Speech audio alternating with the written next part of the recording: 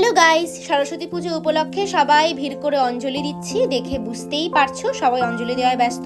ঠাকুর মশাইয়ের আরতি চলছে, পুজো প্রায় শেষের দিকে, সেজন্য এখন আরতির পালা চলছে। সেই ফাঁকে আমিও ফটো তুলে নিলাম একটা দুটো।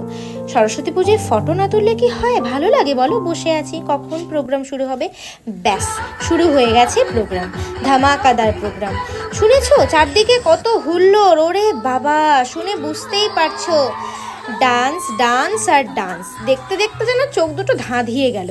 এদের ডান্স দেখে জানো তো নিজের ওই কলেজ জীবনটায় ফিরে যাচ্ছিলাম। কত যে ভালো লাগছিল ভাবতে, কি আর বলবো। কি সুন্দর নাচছে সবাই, কত এনার্জি সবার মধ্যে, হবে নাই বা কেন বলো? সরস্বতী পুজো বলে কথা, বাঙালিদের একটা আলাদাই অনুভূতি, ছোটবেলা থেকে সেটা কাজ করে।